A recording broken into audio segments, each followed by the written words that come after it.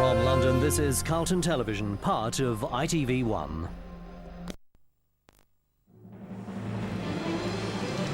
After the terror, America prepares to wage war. Reports tonight of hundreds of British casualties. And the doctor who braved death to record the disaster.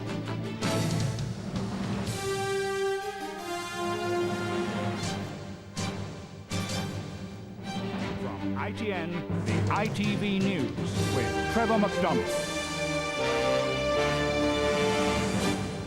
Good evening and welcome to this ITV News special program with all the latest developments on yesterday's appalling events in the United States. Events which have shaken to the core the basic assumptions of American life and which were described by President George W. Bush today as acts of war against freedom and democracy. We're on the air until 10:30 with extended reports from New York and Washington. As you probably know by now, because of what happened in America, tonight's Champions League fixtures have been postponed. The effects of that disaster clearly being felt across Europe and around the world.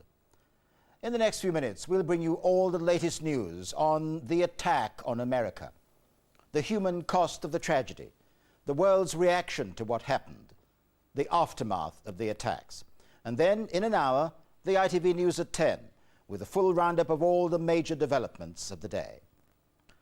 First, though, the latest from America, and it's been another day of innumerable unfolding stories of the tragic events in New York and in Washington. These are the main developments. FBI officers trying to find those in America implicated in the attacks have raided homes and hotels and made a number of arrests. And there's another development. It's emerged within the last hour that the security services had what they called credible information, that the terrorists intended to hit either the White House or Air Force One, the presidential plane. And that may have been the reason why President Bush did not immediately return to Washington from Florida. And tonight, one estimate here said there could be hundreds of Britons among the thousands of dead. Here's our foreign news correspondent, Paul Davis. Dozens of heavily armed FBI agents surrounded a hotel in Boston this afternoon. Camera crews and members of the public were kept outside as officers entered the building behind shields. They believe the terrorists who hijacked two passenger planes from Boston's Logan Airport yesterday before flying them to New York and crashing them into the World Trade Center may have used the hotel as a base. It's not yet known if they found anyone or anything to confirm those suspicions. Today, a new dawn broke over Manhattan, but it brought with it no relief from America's nightmare. Not when these shattered stumps are all that now remains of the World Trade Center. Not when so many of the 50,000 people who used to work there didn't return home last night. They and the many more who came to help them in their desperate need remain buried somewhere beneath the twisted metal and rubble. In the hours since yesterday's catastrophic assault on the heart of America, more chilling film footage has emerged, helping to explain what happened, if not how or why.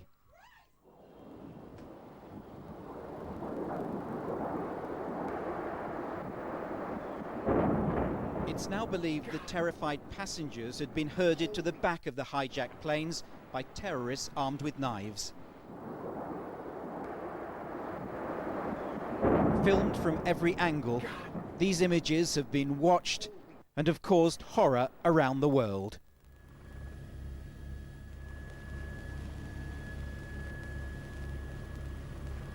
Another cameraman who'd been filming near the famous Twin Towers turned instinctively towards the sound of the diving plane and captured the moment thousands of people perished.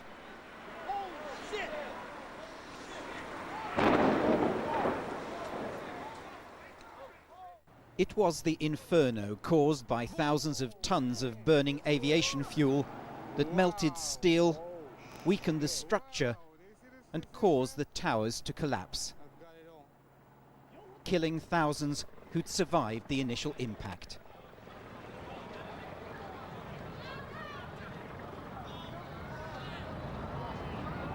experts today said no building could have survived such an attack. Let's go, guys. Let's go. Right here. Just stay right here. Let's go. Here it comes. Hundreds of firemen and emergency workers were buried by the collapsing towers, adding to the death toll.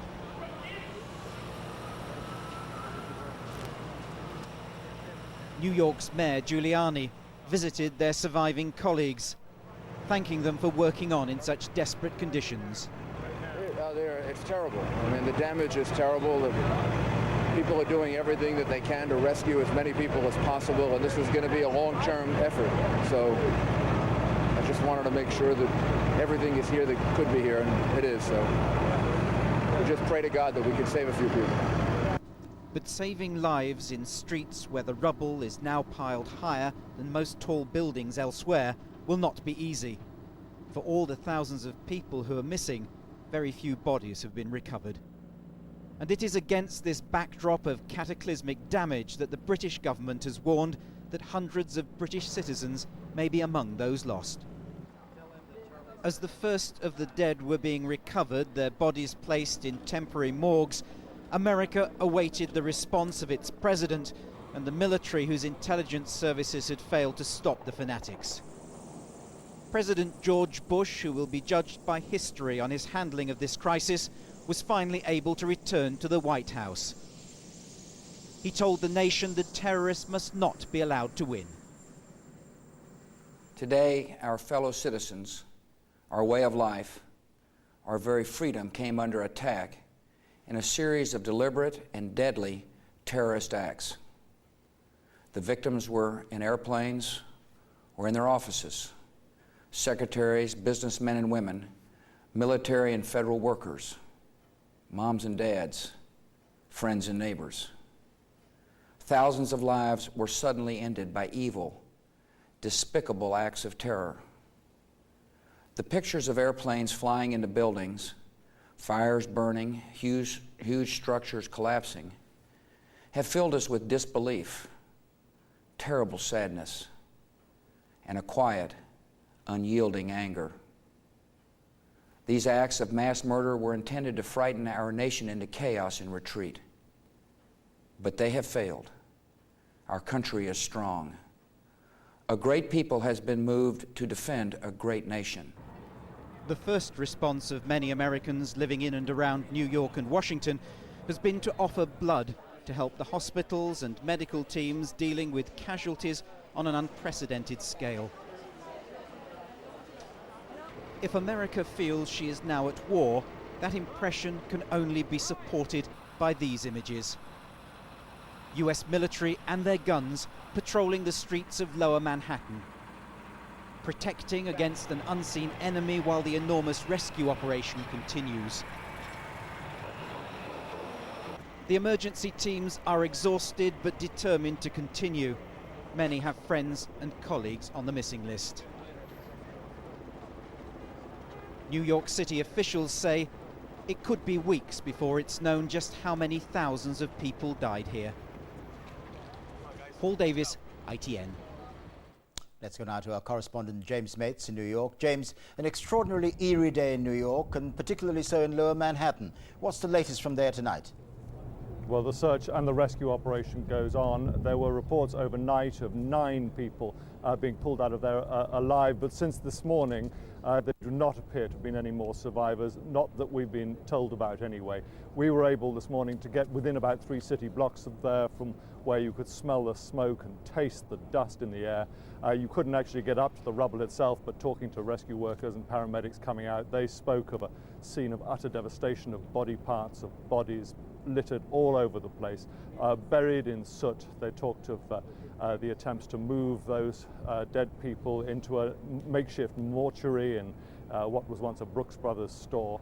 The rubble is being loaded up into trucks and shipped across the Hudson River to Staten Island, which is where the FBI are going to go through it, looking for evidence and, of course, for any bodies that may be scooped up that way. They're going to do it that way rather than because of the sheer scale of the rubble there. To try and do it on site would just take too long. So a very, very grim situation down there in southern Manhattan, and it's not going to be cleared up quickly. James Mates, in New York for the time being. Thank you. Joining me now is Jeff McAllister, the London bureau chief of America's Time magazine. Jeff McAllister, there must be some relief tonight that some people have been held, technically, they're not under arrest, but they've been held tonight in Boston in connection with this incident. Absolutely. The notion that it might be possible to find out who perpetrated this and roll back these networks to their source, especially given the scale of the intelligence failure that's represented by the range of attacks, is obviously good news. I talked to one American official who said, in fact, that the bad guys had been very sloppy. It was like a stabbing in a hotel lobby. There were bloody footprints everywhere. And if it's true that this is the case, then I think there will be quick action, perhaps militarily, as the United States develops confidence that its assessment of who's behind this, probably Osama bin Laden, is in fact correct.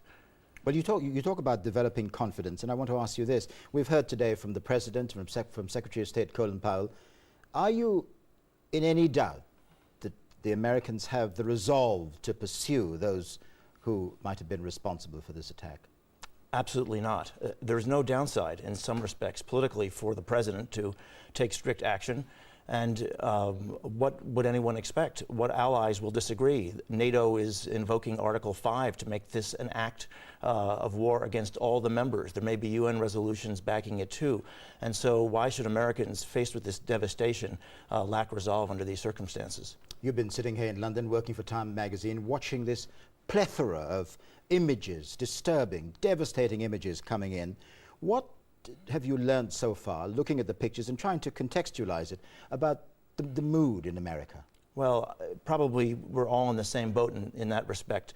The devastation, the horror, the fear that people sometimes feel, but also combined with acts of heroism and pride and a resolve to go forward. It's a very complicated, I think, set of emotions, but I think there's a lot of recognition that it's a whole new world out there for America, and that's perhaps a source of long-term unease, while also confidence that the institutions are going to continue and that the government is in fact working quite well. We've been saying it, and it's probably, sadly, lapsed into a kind of cliche, really, but do you think it's challenged the sort of basic assumptions of American life? After all, America the Great, America the Free, these attacks tend to contradict that basic perception.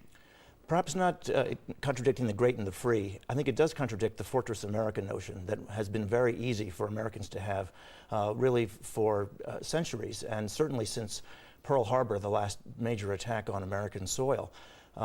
This is the disturbing thing, that this kind of attack can happen in America, and not from nuclear weapons or from large ships, or the kinds of things that are easy to contend with, in a sense, when you have the world's largest military, but hijacked airplanes, small numbers of terrorists who can take the ordinary objects of civilian life and render them into huge weapons. This is indeed disturbing, but it is not, I think, just disturbing for Americans, but for British people and French people, and indeed for people around the world who have to contend with really a whole new reality.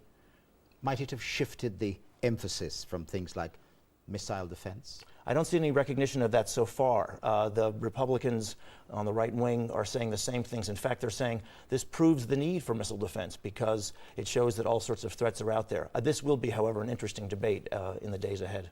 Jeff McAllister, thank you. Throughout the day, more details have been emerging about the human cost of this tragedy. Estimates on the true number of those who lost their lives are still that, just estimates, though one can be sure. Families across the length and breadth of the United States have been waiting for news and fearing the worst.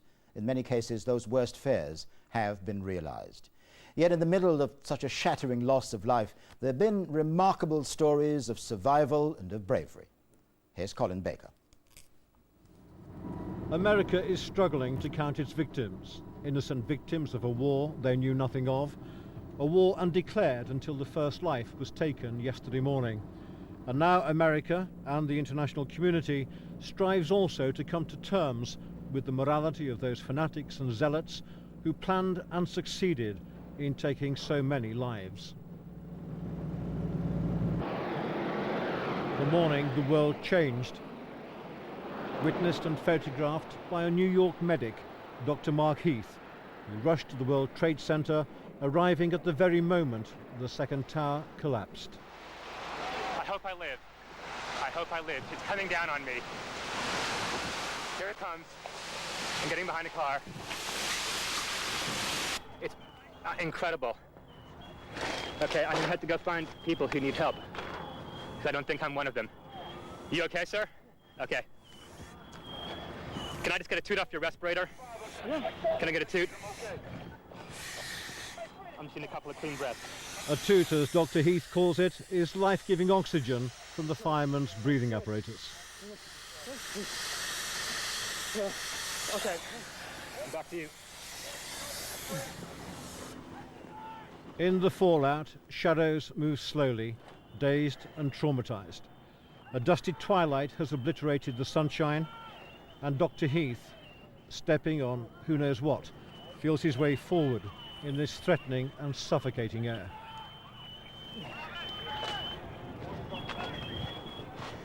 This is the car I hid behind. It saved my life.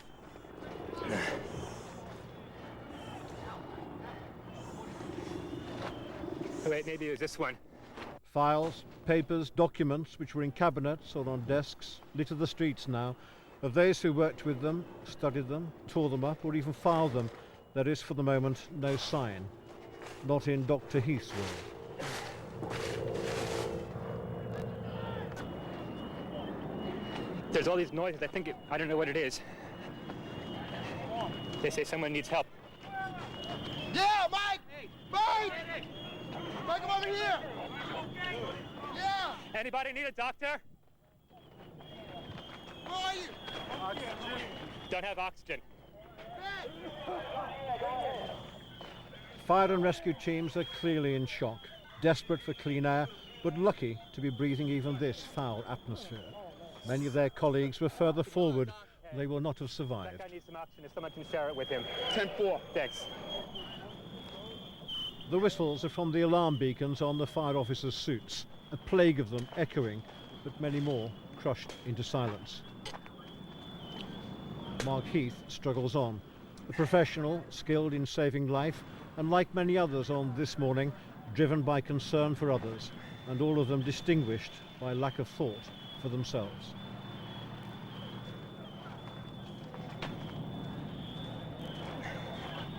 They told me just to wait here at this semi-staging area. See if I can help, so that's what I'm doing. They won't let me go any closer. No one can go in to get the people out. There's small explosions still going on. It's not a thing that you think about, you just move, try to get out of the way. That's it. Be thankful that I wasn't in closer.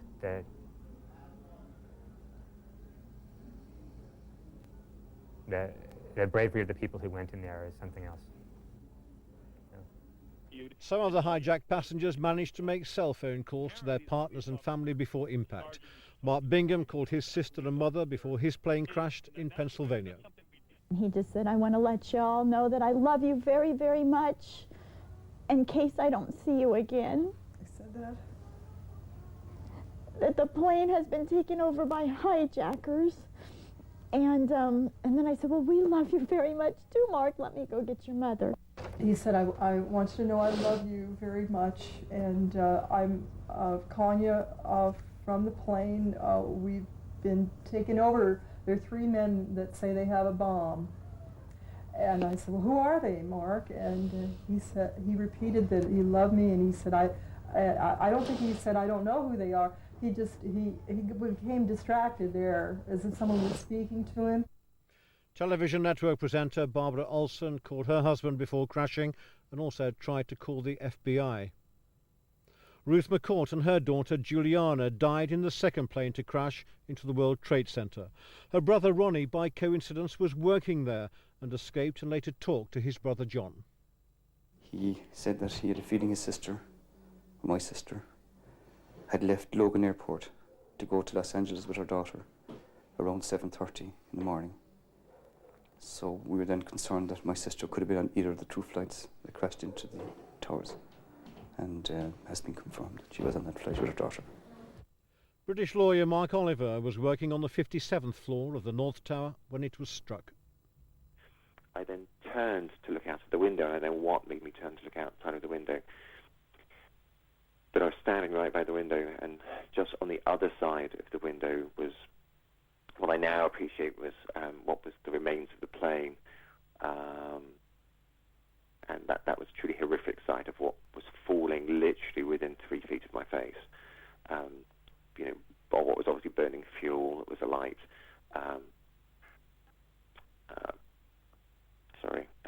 They were chairs. I saw a shoe go past.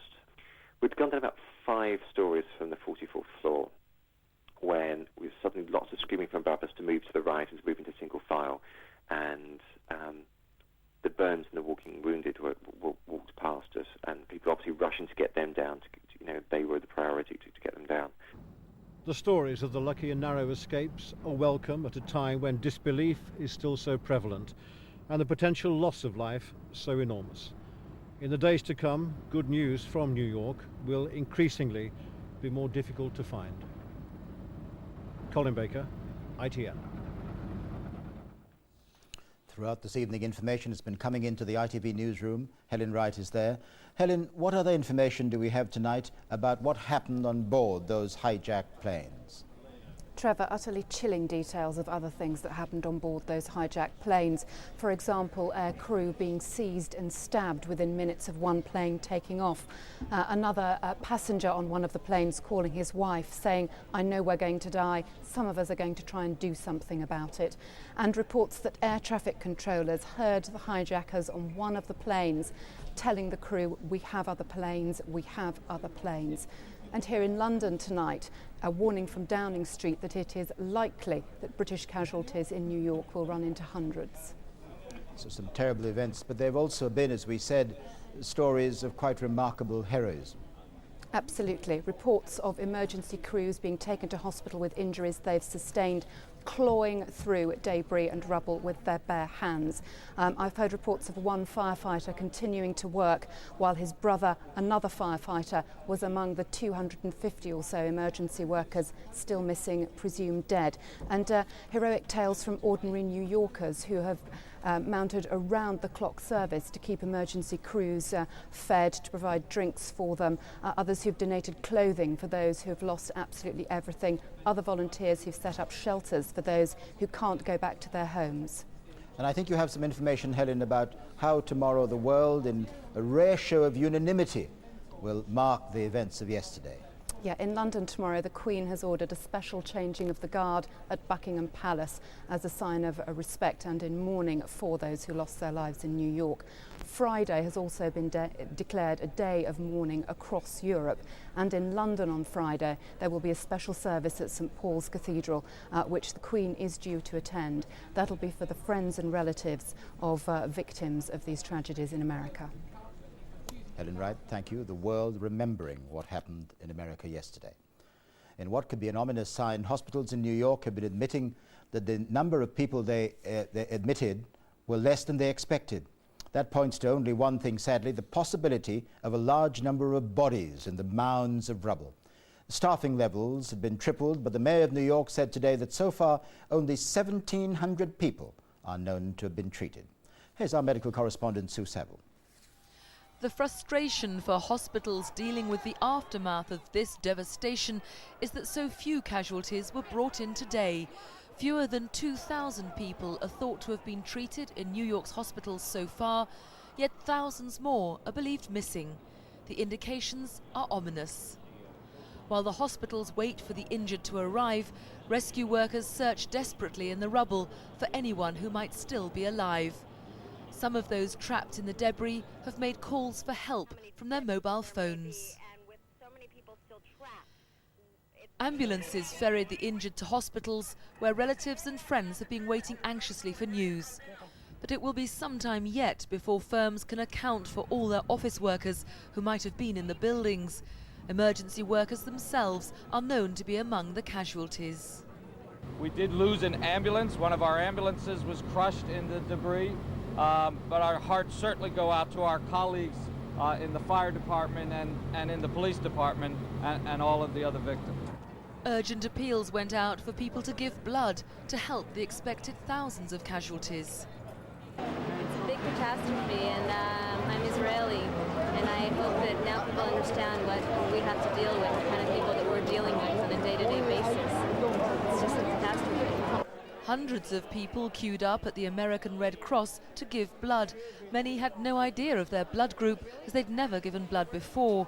Donation centres created makeshift wards to cope with the numbers wanting to help. Some knew they had a more rare blood group and that supplies would be quickly depleted. Day and night, the rescue teams have been working non-stop. The fact that emergency workers themselves will be among the dead will add to the psychological impact of such a colossal tragedy, says one British expert.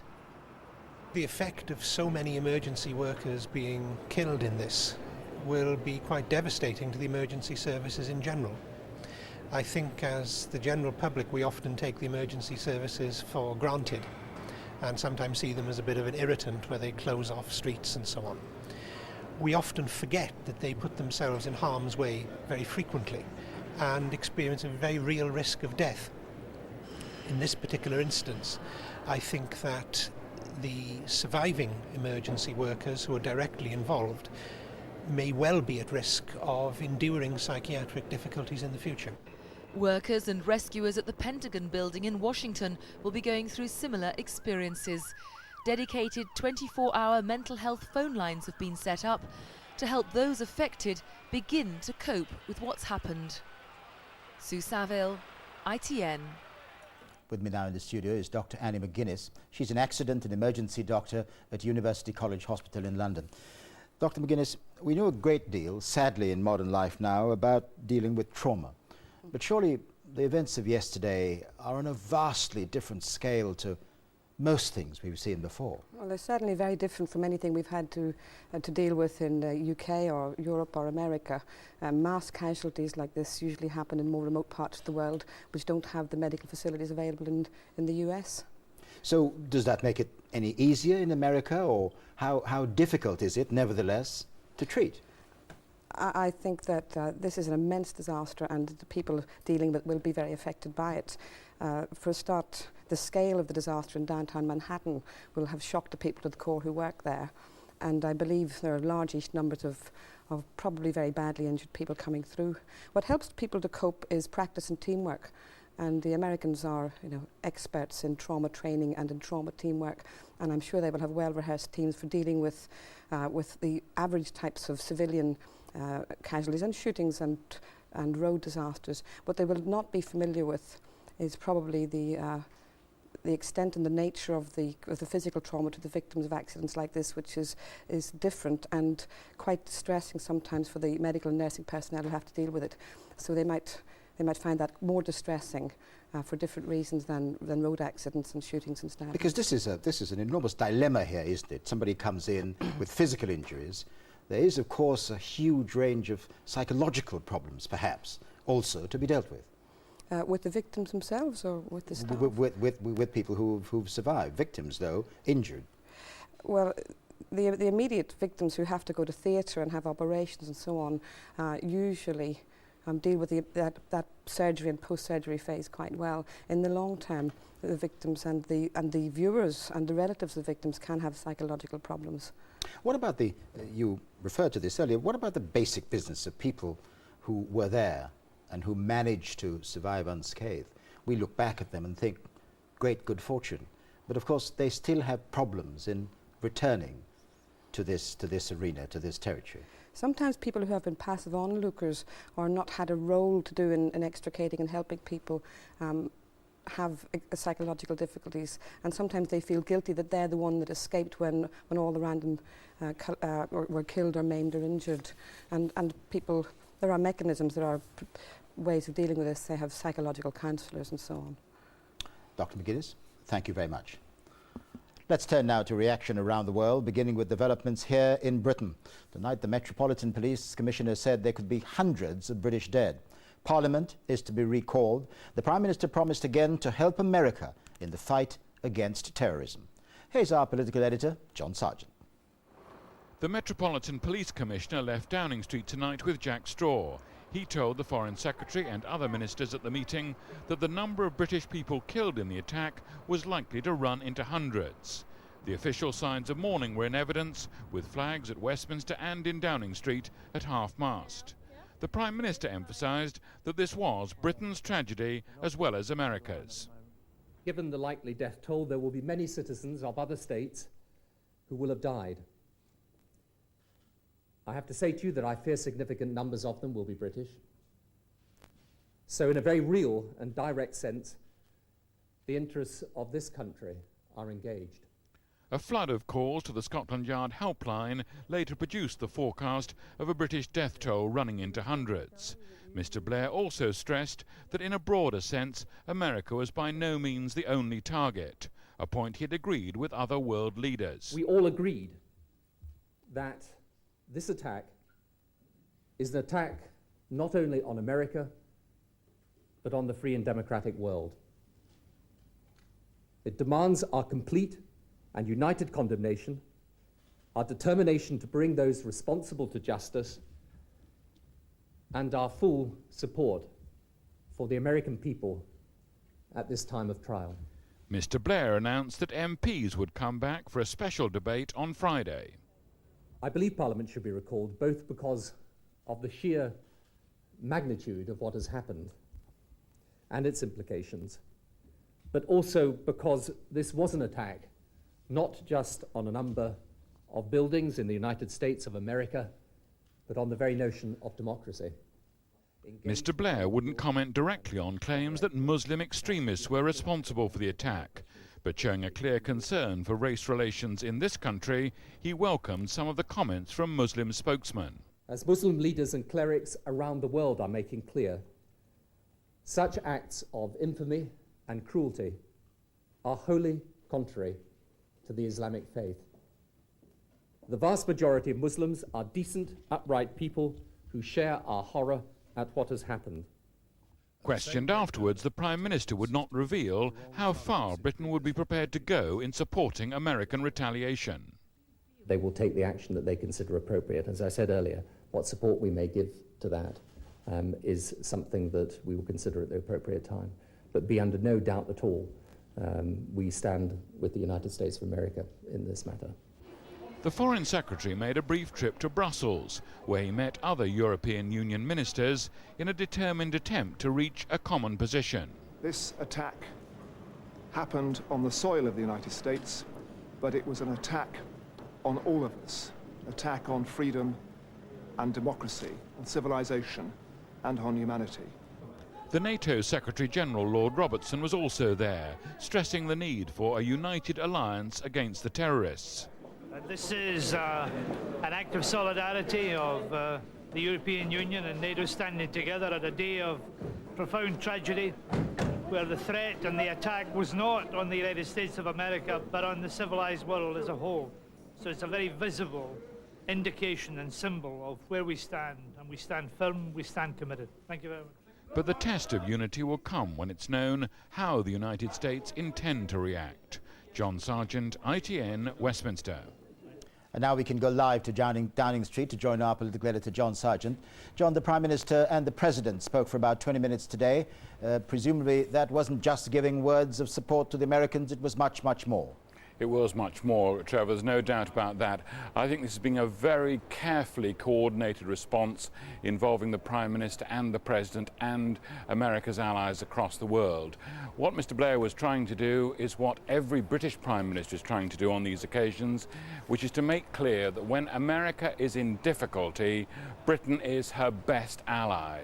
So this conversation of 20 minutes, I'm sure it was extremely important, and Mr. Blair would take it as a sign of how well he can get on with Mr. Bush compared with the brilliant way they got on with Bill Clinton. What we do know is that when Mr. Bush spoke later of the need for patience and taking time in considering what action America would take in retaliation, those words, patience and taking time, were expected by British officials. They do not expect an instant American response. And I'm sure that was one of the key subjects discussed by the two men in their call earlier. Now, John, Mr. Blair said it again today that an attack on America in this fashion was an attack on all democratic countries. Is there the sense that he is trying, or he is in the vanguard of trying to form this consensus to decide internationally what action should be taken? I think this is extremely important. We talked about this yesterday, Trevor, this question of how far the Prime Minister went in his initial reaction, and he went much further than other world leaders. He didn't just simply show concern and sympathy for America, he immediately aligned Britain alongside America by saying it's an attack on all the free democracies of the world.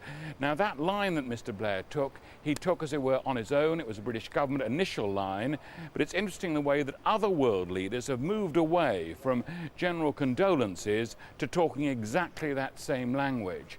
And I think we did see, although this is not confirmed by Downing Street officials, we did see the Prime Minister going perhaps 2 steps ahead of other world leaders because he instantly realised how important it was to make sure there was a unified position and it was a political decision, not just a matter of sympathy. John Sargent in Downing Street, thank you. In the Middle East, Israel's president and the Palestinian leader Yasser Arafat both gave blood to be sent to the United States. There was also condemnation for those who had celebrated the attack. Meanwhile, dozens of men, women and children held a vigil outside the US consulate in Jerusalem. Our Middle East correspondent John Irvine reports. It's been a national day of mourning in Israel, a day for people here to reach out and share the grief of this country's closest ally. The sympathy felt across Israel was on display outside the US Embassy on the Tel Aviv seafront. This is just a short distance from the scene of a suicide bombing in June that claimed 22 Israeli lives. People here understand America's pain. I can relate to the suffering, and if I can do something to help, then I'll do everything. Many Israelis have been giving blood to be sent on to America. So too have some Palestinians, most notably Yasser Arafat. Outside the American consulate in Arab East Jerusalem, Palestinians have demonstrated their sorrow. These scenes contrast sharply, but are more representative than yesterday's images of celebration. Hundreds of Palestinians have died in the fighting here, so these people believe they can also empathize with distraught Americans. It's very saddening for everybody for the lives that were lost, and this is no way to gain anything for whoever was trying to send their message. I don't think this is a way to send a message. Today, the conflict that may be used as an excuse for the slaughter in the States has continued unabated. Israeli armored units mounted an incursion into a Palestinian-ruled town on the West Bank.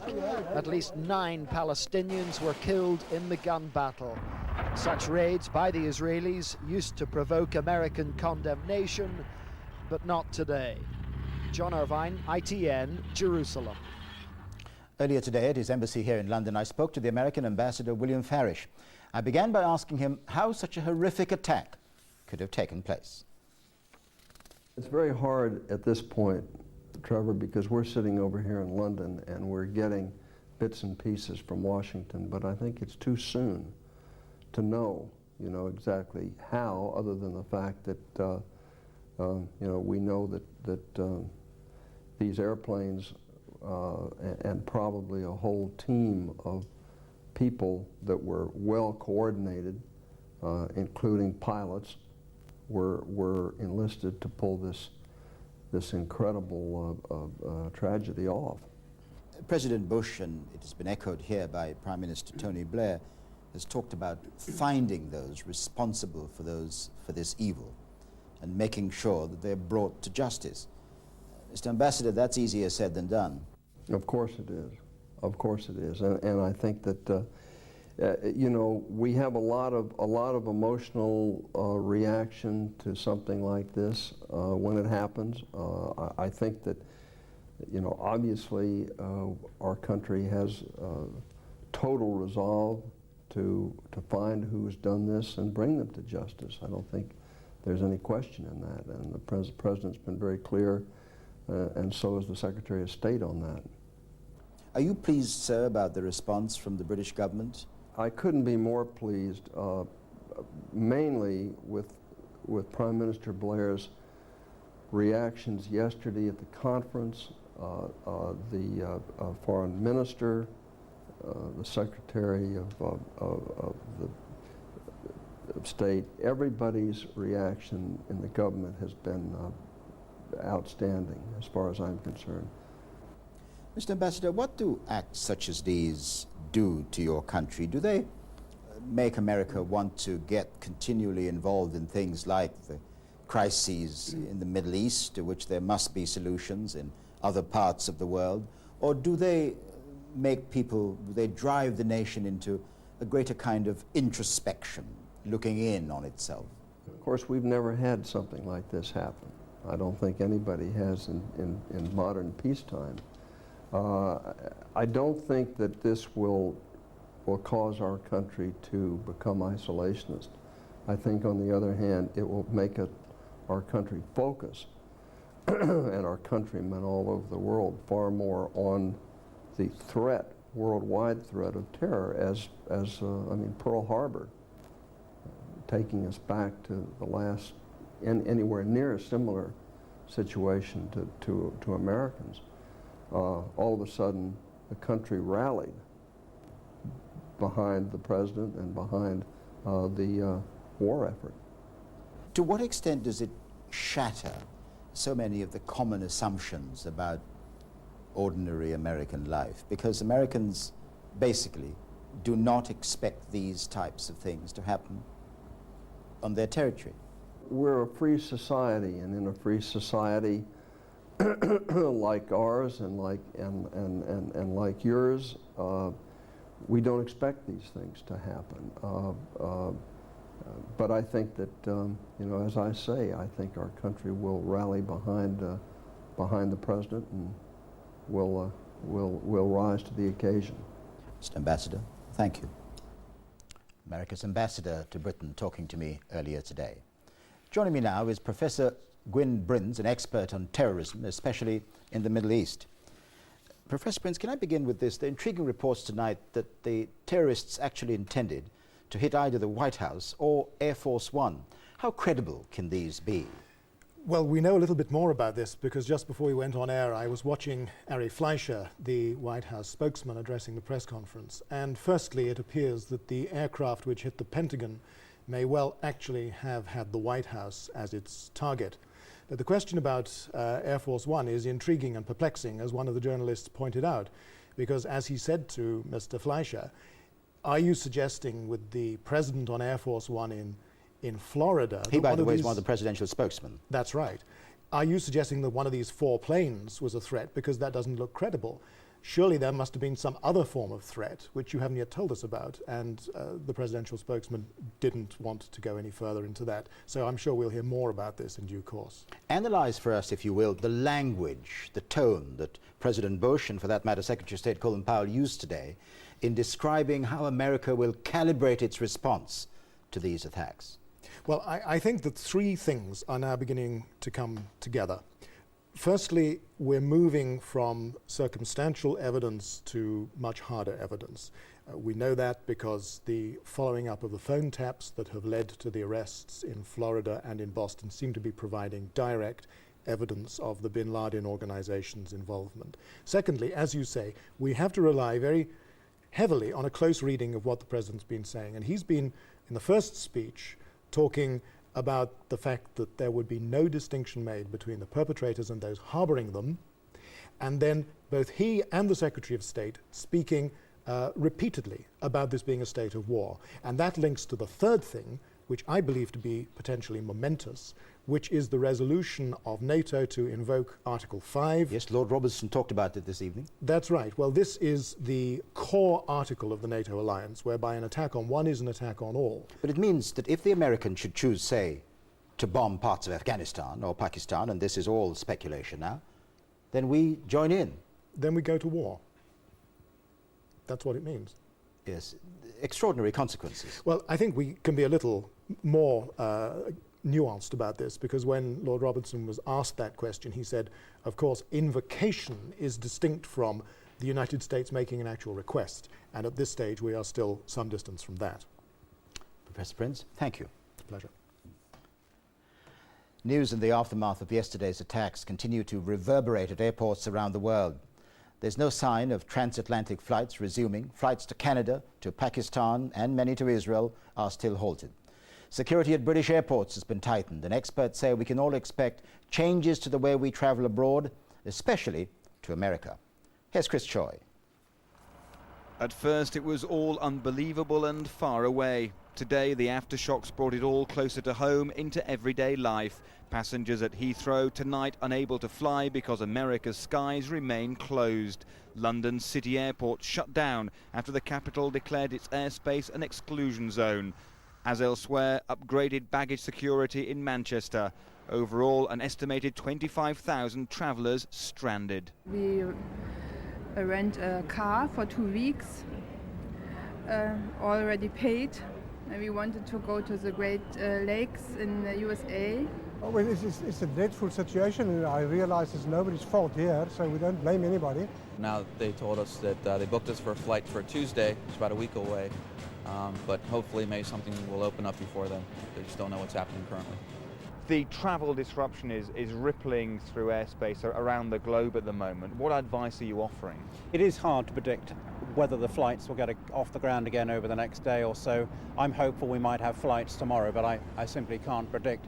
As soon as they do get off the ground again, tour operators and airlines will be trying to get customers back who were due to travel over the last 2 or 3 days. The biggest and most rapid security upgrade since the Gulf War has brought another tier of problems. Increased baggage and personal checks are slowing down the rate of flights to all destinations. Travel to Canada and Pakistan is affected by airspace exclusion zones. Tel Aviv is off the BA schedule. Only El Al is now being allowed to land in Israel. The issue is, of course, that there are crew and there are aircraft all over the place, and there is obviously some congestion on the ground here, possibly some congestion in Europe. It is a big logistical operation to get people, aircraft in the right place at the right time to get the program flying again. Yesterday, terrorists proved what brutality is possible. What we still don't know is what effective response is possible. But today, aviation security experts predicted that air travel will never be the same again. The stringent safeguards at international airports are not matched on America's internal flights, where terrorists struck yesterday, and where the single security question for travellers can be, is this your bag? The security compared to the security at London, I would say would be on a par. If you take London at 100%, there's 5%. They're not interested, just weren't interested in security whatsoever. Fingerprint technology could be the answer, allowing more reliable identification checks. One system has already been trialled in Britain. It would be a massive change for American domestic flights, often seen as more like getting on a bus. What we certainly saw in the 1970s, after the spate of hijackings, international hijackings, was international airline security being stepped up. That never happened in the US domestically. Lapses in security are more shocking given that low standards were identified by a vice presidential commission. The Federal Aviation Authorities launched a £300 million programme to tighten security, but lessons went unheeded. We used to get tested by the FAA. Federal Aviation Authority chaps used to come over and test us. Then they used to debrief us. And one of the questions was raised at the time that we're doing all this in-depth security here in Europe, but it's going to happen in your own back garden because there's no security. And his answer was that it will not happen, a terrorist act, on American soil. Stranded passengers are now bedding down for another night of discomfort, but nobody is waiting for the return of business as usual. Instead, there's a growing clamour for change. Flags at half-mast show one immediate response from the airline industry to the tragedy that has shocked the world. What many passengers now want is a radical and far-reaching reaction to stop it ever happening again. Chris Choi, ITN, Heathrow. And Adrian Britton is at Heathrow Airport tonight. Adrian, it's not at all surprising that flights at Heathrow came to a rather sudden stop. Any news this evening about a possible timetable for their resumption? Well, the feeling here tonight, Trevor, is that there will be no change, no flights leaving for the States until at least Friday. Now, that all depends on the Federal Aviation Authority of the United States. They met today at 5 p.m. British time to discuss the restrictions. And in fact, there was something of a buzz of excitement around this airport when they did meet, because I think a few airlines thought when they said that there would be no lifting of the restrictions until after their meeting, they thought that meant, well, perhaps the restrictions would be lifted after the meeting. So what we had was Air Canada, for example, beginning to check in a few passengers, and those passengers making it through to the departure lounge. American Airlines at one stage were hopeful of getting a flight out at 5:35, and that brought a few passengers to the check-in desk. Those passengers had been at the terminal. They didn't want to leave because they obviously wanted to be on the first flight out. Well, of course, the restrictions haven't been lifted. Passengers now are back at hotels, or as Chris said, in the terminal. If they're in the hotels, they're lucky to find a room and pay the extra prices. But if things do come to a crunch, then the officials here at the airport have arranged with local authorities even to provide schools in the area for bedding and to get a shelter. But if you're hoping to go to the States, don't hold out any hope until at least Friday. Adrian, what are they saying tonight about the point raised by Chris Choi in his report about the increased need for more restrictions, perhaps, in the long term, more security restrictions now? Yes, Trevor, I mean, we've heard a lot over the last 2 days, haven't we, from commentators and politicians saying this attack is going to change the world. If you're a regular air traveller, then I think possibly you're going to feel the effects of this attack first, because we've even seen, extra restrictions on flights going to Europe and other countries delayed by an hour because of these extra security measures. That's something perhaps we're all going to have to get used to. And one thing tonight, which I have noticed, no passengers are complaining about these extra security measures. Adrian Britton, thank you. Now, finance ministers around the world promised today to try to make sure that these attacks don't push the global economy into recession. In the City of London, it was not business as usual. Thoughts inevitably turned to friends and colleagues on the other side of the Atlantic. Our business editor, Caroline Kerr, reports. 24 hours after yesterday's devastating events, the city observed a minute's silence. A small mark of respect for friends and colleagues in New York who lost their lives on what should have been just another routine day at work. The oppressive memory of yesterday's catastrophe was inescapable in the city today. Cantor Fitzgerald was particularly affected. 1,000 people worked at the company's sister office based in the World Trade Center. They haven't heard that any of them are alive. There are 160 hospitals in New York City, and you're just praying and hoping that you get a few phone calls from people who come out from little burns operations and concussion and stuff saying, hello, I'm still here. And that, as you can imagine, is what we're all fixed on, and we're desperate for some good news. Elsewhere, city traders put on a brave face, but nobody could pretend it was business as usual. It's now 2:30. On a normal day, New York would just have started trading. But this, of course, is not a normal day. The New York Stock Exchange is closed indefinitely. And the last time anything like that happened was in the depths of the Great Depression. There is real anxiety that when trading resumes on Wall Street, possibly at the beginning of next week, panic will set in and markets around the world will nosedive. It's feared the destruction of America's financial centre could push the world economy into full-blown recession, in part because of the irreparable damage these images will have on the confidence of the American public. We have never seen anything like this before. We may have seen bomb attacks and things like this, but this is completely different on a totally different scale. Not only the human calamity that's occurred, but the impact on the financial services industry, the level of talent and experience and expertise that may well have been destroyed here makes a great hole in our industry. The Bank of England and other central banks are now expected to cut rates fast in an attempt to stave off recession. And tonight the Chancellor was talking up the economy. Everybody is resolute in the determination not only to keep the economies and the markets moving, which is an important message to send to those people who wanted to disrupt them, but we will do everything in our power to maintain the conditions for stability and growth. But as they set off for home tonight, city workers admitted that for once the economy wasn't their biggest concern. It's been a terrible, terrible, very sad mood in the city today, very quiet. Very quiet, no phones ringing, a lot of people being silent, just really sad. I think it's taken time to sink in, but I think the long-term effects will take a long time for everyone to come to terms with. As flags flew at half-mast this evening, there was little doubt that both the human and the economic impact of yesterday's events would hang over the city for a very long time. Caroline Kerr, ITN, the City. I'm joined now in the studio by Andrew Rathmell, a terrorism analyst for a firm of security advisors. Mr. Rathmell, is it now inevitable that we see the beginning of an era of tighter security from which we'll not be able to escape? I think that may well take place. Let's remember that in the UK and to some extent in Europe, we have had tighter security for quite a long time because of the terrorism we've experienced. The US will now have to adopt some of the same standards we have in Europe. But on a global level, we have crossed a threshold here. This was a successful terrorist attack of a level which terrorists have been trying to achieve for a while, and the rest of the world, including Europe and the UK, will have to adapt to that. So we may well see a new era of security here. The problem is, though, and I think we've referred to this before, whatever level of security you have, whatever level of security you possess, an attack like this cannot be always protected against. That's true. Terrorists will always be successful in a free society, even a dictatorship. Terrorists will be successful. So a balance has to be struck somewhere. It will be a balance, and we may well, or the US, when it assesses its performance here, will obviously, I think, determine that it's too far on the side of liberty, ease of travel and so forth. In the UK, though, I think we will be reassessing this as well.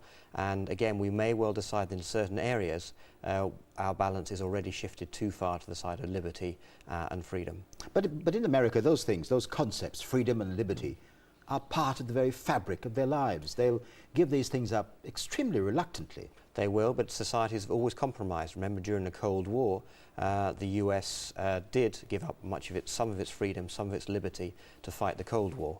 And indeed, in 1941, after Pearl Harbor, it became a militarized society for a few years. So the US has adjusted before. It may well adjust again. There is, of course, another point, the enormous financial cost of all this. These things don't come cheaply. Certainly not. There's a financial cost in terms of increased security to firms and also to individuals, of course, of inconvenience. We've seen that in London. We will see that on air travel and in other forms of travel in the future. But also for firms. Many of the firms in the World Trade Center had backup. They invested a lot of money in security and recovery. More and more firms will now focus on that area to ensure that their businesses continue even in the face of catastrophes like this. Andrew Rathmell, thank you. Thank you. And now, just an update for anyone expecting to see Coronation Street. It was scheduled to begin at 9:45. It's about to be shown on ITV2, because, as I'm sure you'd understand, we're continuing our extended reporting of the attacks yesterday on New York and in Washington. So, as we move towards the headlines at 10 o'clock, it's time to reflect on what an extraordinary change these attacks have caused to the famous Manhattan skyline. The skyline, of course, has been the image on millions of postcards and the backdrop to hundreds of films and television programs. Or at least, until yesterday, it was. John Draper reports. Manhattan's famous skyline before the terrorists did their worst. Of course, the damage to buildings pales into insignificance compared with the loss of human life. But the New York skyscrapers do represent an image of America, vibrant, self-confident and optimistic, and that too has been attacked. The Twin Towers dominating downtown Manhattan have been photographed endlessly and from every angle. Some see their destruction as similar to an environmental disaster. New York without the Twin Towers, if you like, is like Paris without the Eiffel Tower. It's like Sydney without the Opera House. There's something incredibly sacred about that view. To me, that view plus the other places I described, they don't really belong to anybody. They're just part of the landscape and, you know, inherently fascinating. The New York skyline has provided the backdrop for scores of Hollywood films set in Manhattan. For millions around the world, this image is the United States. And if popular culture loved Manhattan, Manhattan was dominated by the Twin Towers. You always see the image over the tops of other buildings. You never, unless you're right up next to them, you never see the bases of those buildings. So it's always this figure on the skyline. And because they're so large, it's very difficult to tell just how large they are, which means it's very difficult to tell how far away they are. This is what's left of them. New Yorkers at the moment can think only of the appalling toll in lives, but when the time does come to rebuild, some Americans, like singer Gene Pitney on tour in Britain, want the towers to go up again. I would like to see them put that back up again, to defy anybody saying that this happened before, and just make sure that it can't happen again. The skyline may never be the same again, but more importantly, neither will America, neither will the survivors and the bereaved. John Draper, ITN. And if you're just joining this broadcast, we've been on the air for the last hour bringing you extended reports on the hijacked airplane attacks in the United States. Now the time is about 10 o'clock. Here are tonight's headlines. The death toll mounts, reports that hundreds could be British. FBI arrests tonight in a desperate search for the guilty. And an eyewitness video from the scene of the attack.